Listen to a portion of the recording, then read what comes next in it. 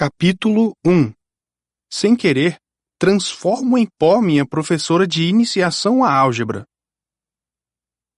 Olhe, eu não queria ser um meio-sangue.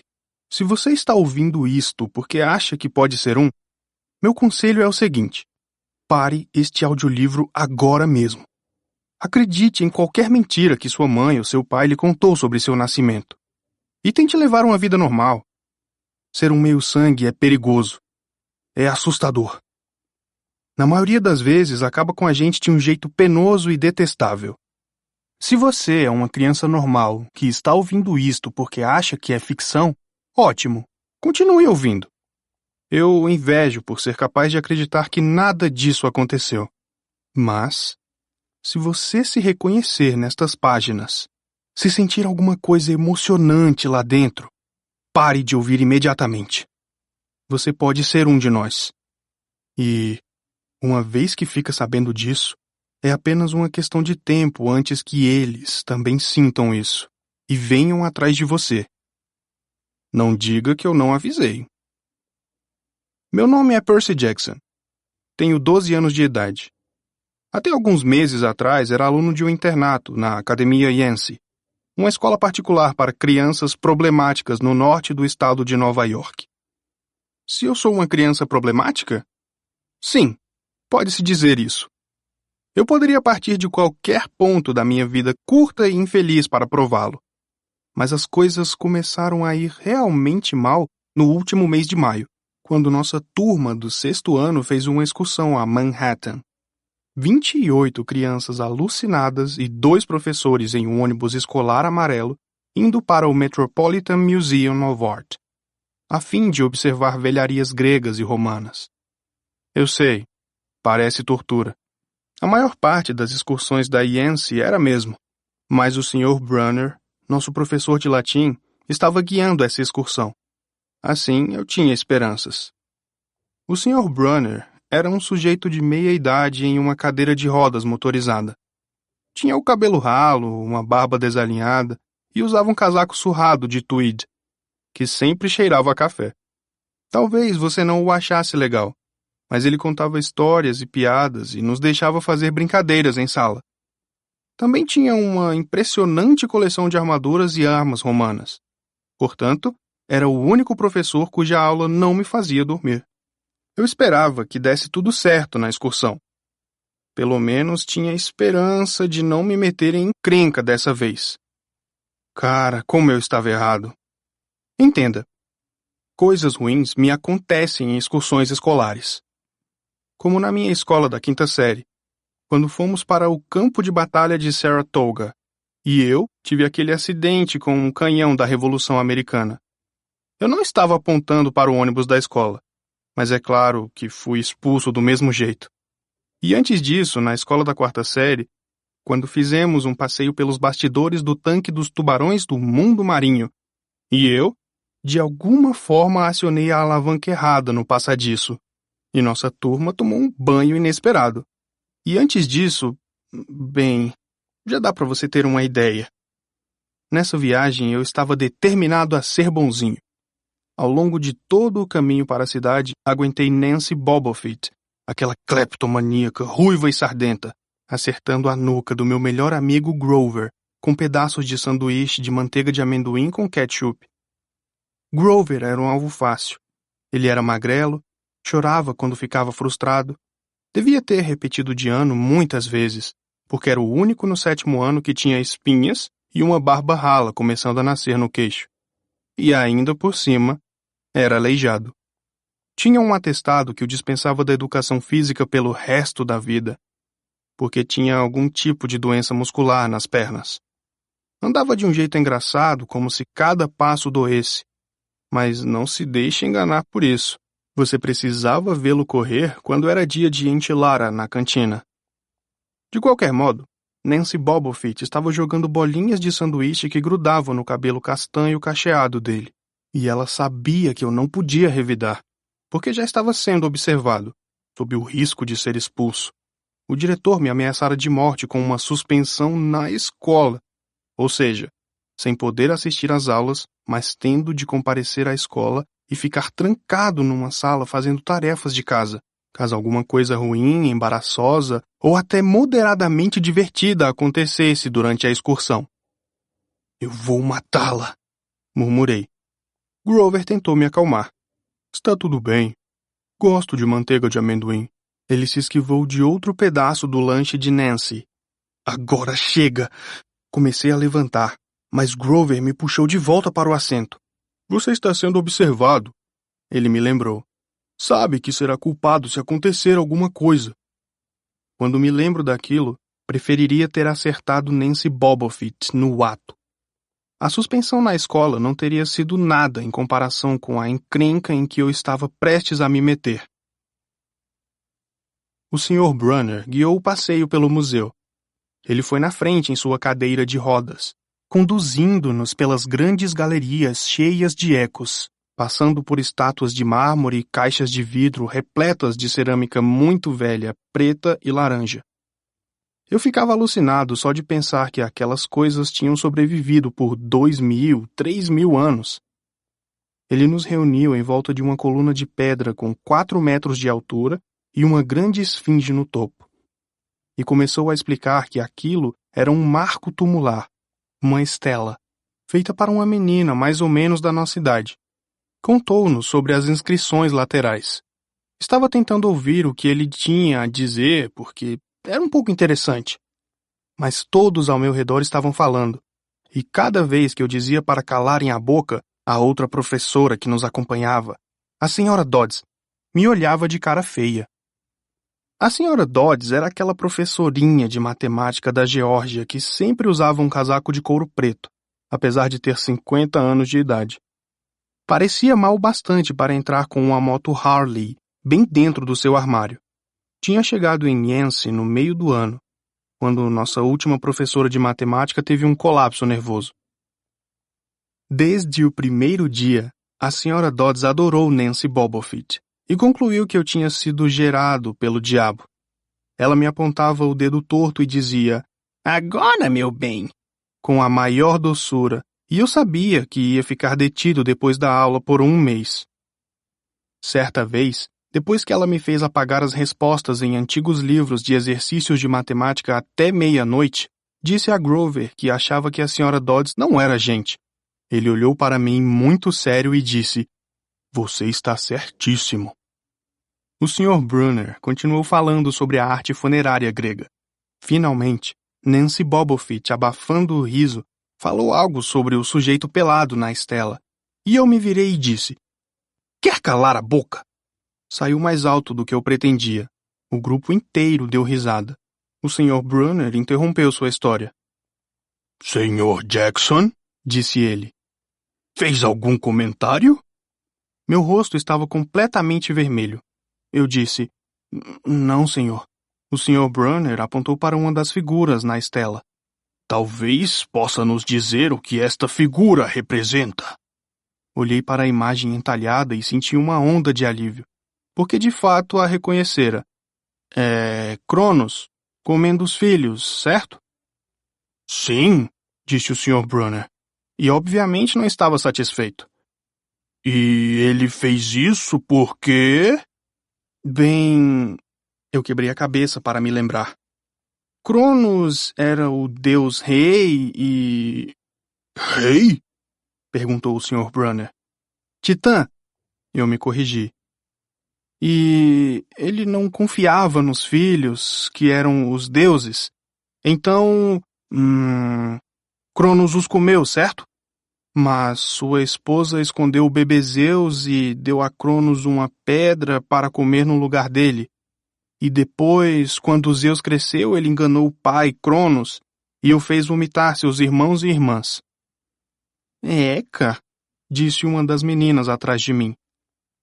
"E então houve aquela grande briga entre os deuses e os titãs", continuei. "E os deuses venceram." Algumas risadinhas no grupo.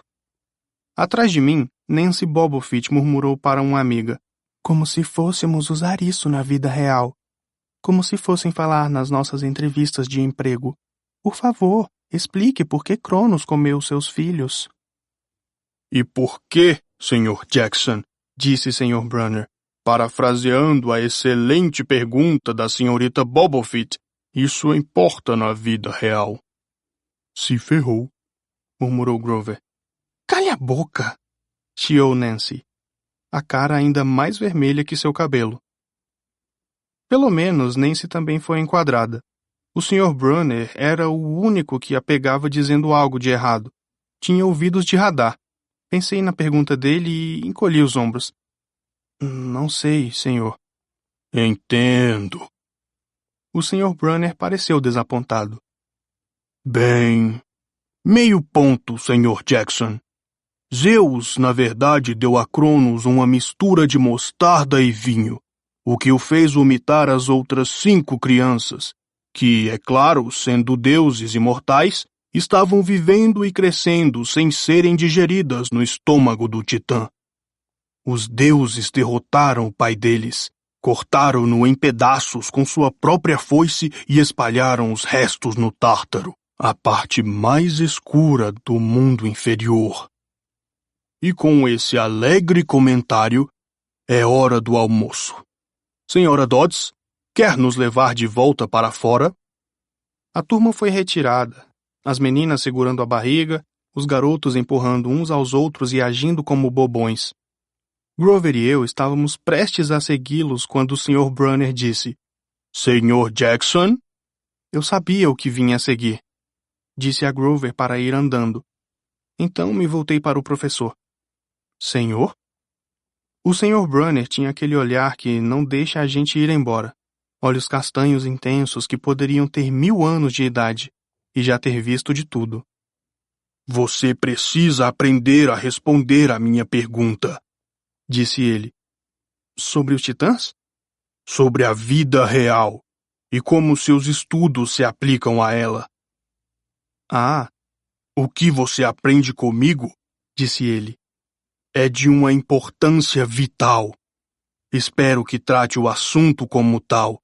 De você aceitarei apenas o melhor, Percy Jackson. Eu queria ficar zangado.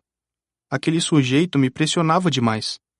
Quer dizer, claro, era legal em dias de torneio, quando ele vestia uma armadura romana, bradava olé e nos desafiava, ponta de espada contra giz, a correr para o quadro negro e citar pelo nome cada pessoa grega ou romana que já viveu, o nome de sua mãe e que deuses cultuavam.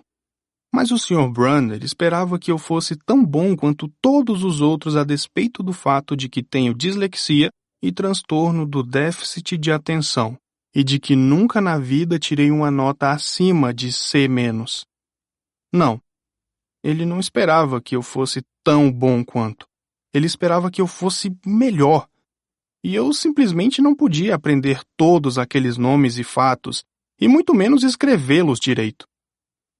Murmurei alguma coisa sobre me esforçar mais, enquanto o Sr. Brunner lançava um olhar longo e triste para a Estela, como se tivesse estado no funeral daquela menina. Ele me disse para sair e comer meu lanche. A turma se reuniu nos degraus da frente do museu, de onde podíamos assistir ao trânsito de pedestres pela Quinta Avenida.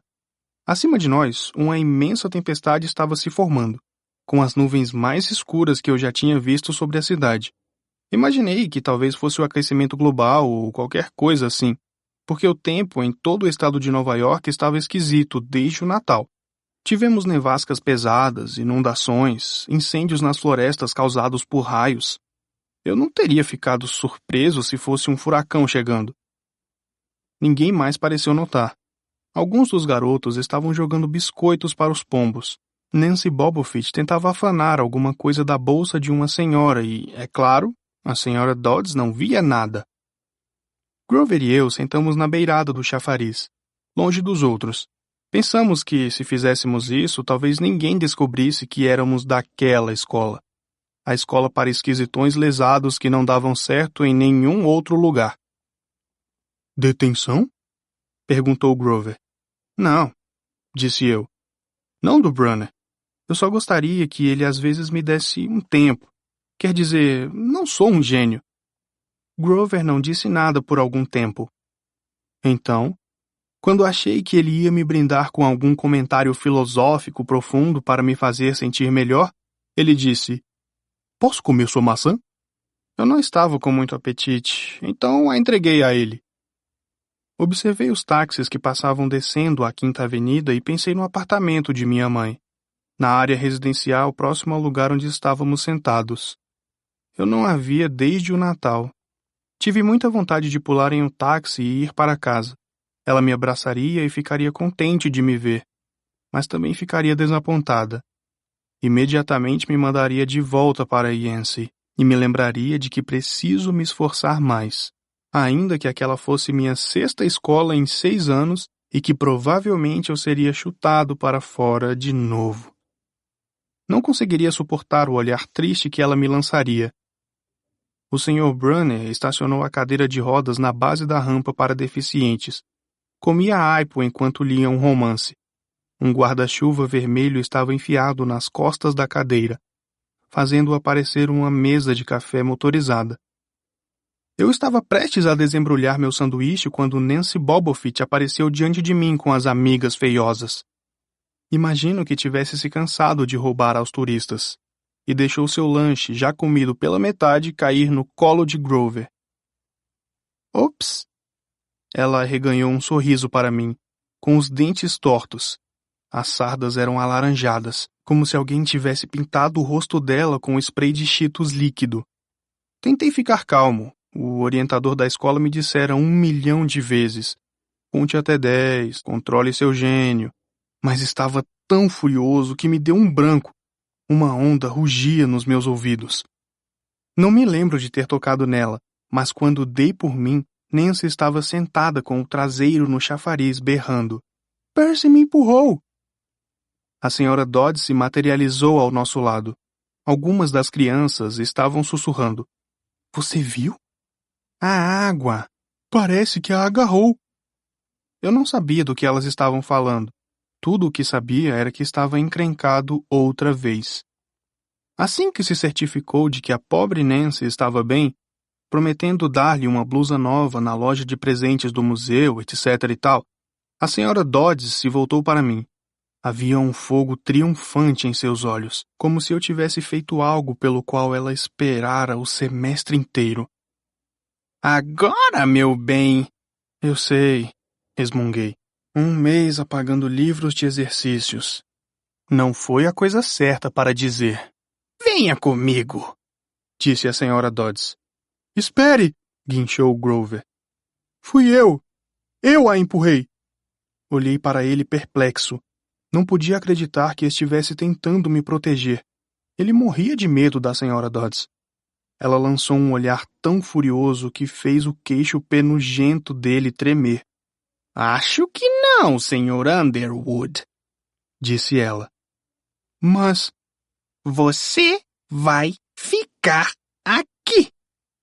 Grover me olhou desesperadamente. "Tudo bem, cara", disse a ele. "Obrigado por tentar." "Meu bem", latiu a senhora Dodds para mim. "Agora." Nancy Bobofit deu um sorriso falso.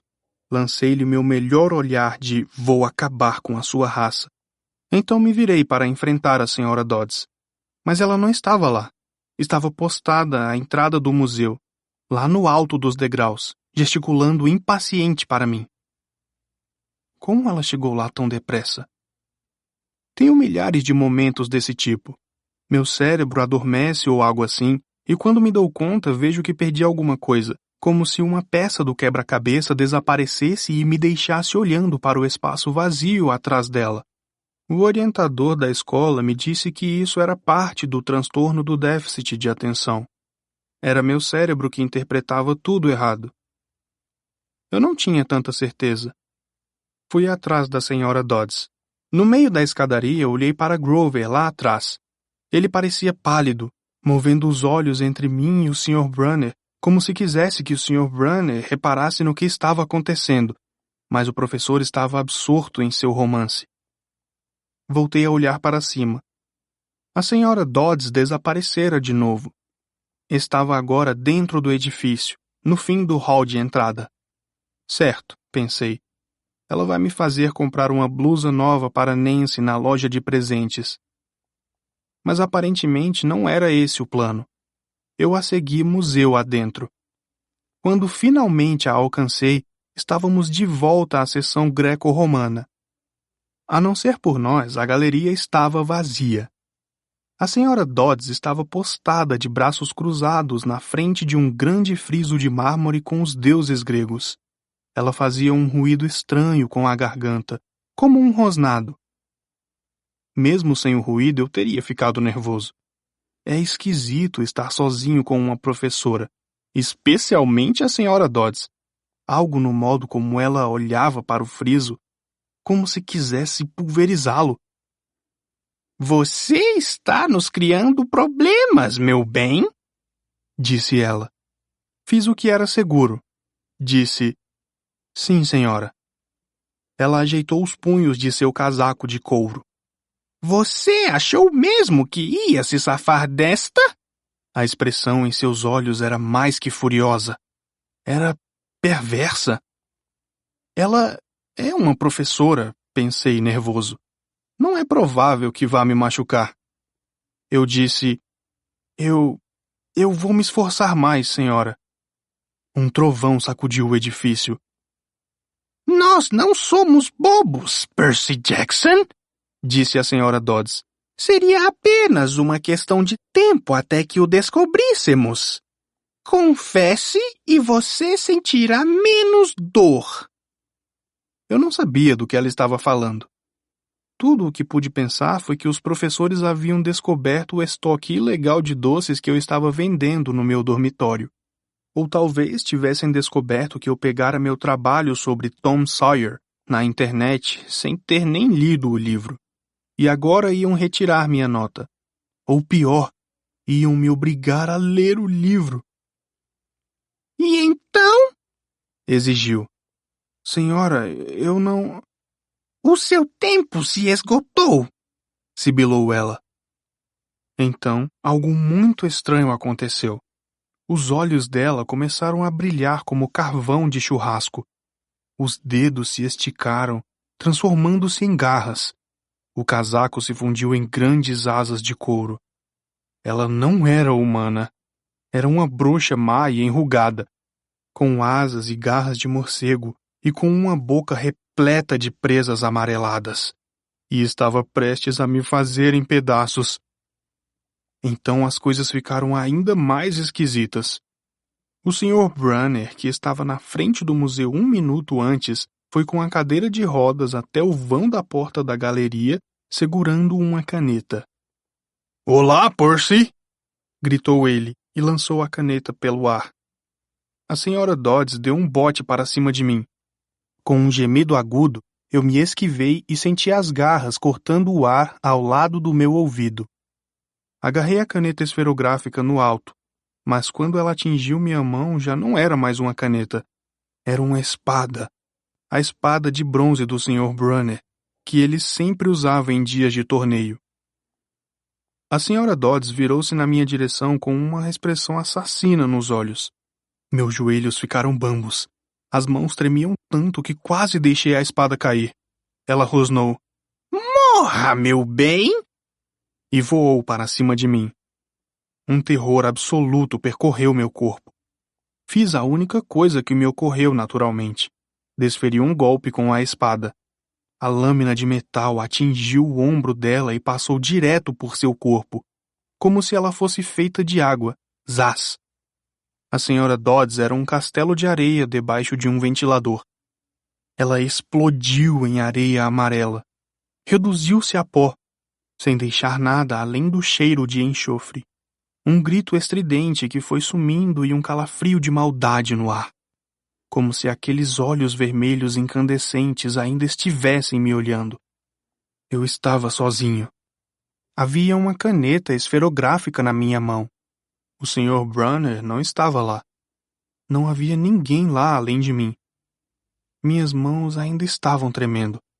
Meu lanche devia estar contaminado com cogumelos mágicos ou coisa assim. Será que eu havia imaginado tudo aquilo? Voltei para o lado de fora. Tinha começado a chover. Grover estava sentado junto ao chafariz com um mapa do museu, formando uma tenda em cima de sua cabeça. Nancy Bobofit ainda estava lá, encharcada do banho no chafariz, resmungando para as amigas feiosas. Quando me viu, disse: "Espero que a senhora Kerr tenha chicoteado seu traseiro." "Quem?" respondi. "Nossa professora, Dan." Eu pisquei. Não tínhamos nenhuma professora chamada Sra. Kerr. Perguntei a Nancy de quem ela estava falando. Ela simplesmente revirou os olhos e me deu as costas. Perguntei a Grover onde estava a Sra. Dodds. "Quem?" respondeu ele. Mas Grover primeiro fez uma pausa e não olhou para mim. Portanto, pensei que estivesse me gozando. "Não tem graça, cara", disse a ele. "Isso é sério." Um trovão estourou no alto. Vi o Sr. Brunner sentado embaixo do guarda-chuva vermelho, lendo seu livro, como se nunca tivesse se mexido. Fui até ele. Ele ergueu os olhos um pouco distraído. "Ah, é a minha caneta. Por favor, traga seu próprio instrumento de escrita no futuro, Sr. Jackson." Entreguei a caneta ao Sr. Brunner. Não tinha notado que ainda a estava segurando. "Senhor", disse eu. "Onde está a Sra. Dodds?"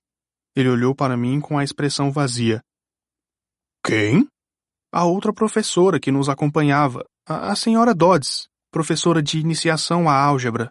Ele franziu a testa e se inclinou para a frente, parecendo ligeiramente preocupado. "Percy, não há nenhuma Sra. Dodds nesta excursão. Até onde sei, nunca houve uma Sra. Dodds na academia Yancey." "Está se sentindo bem?"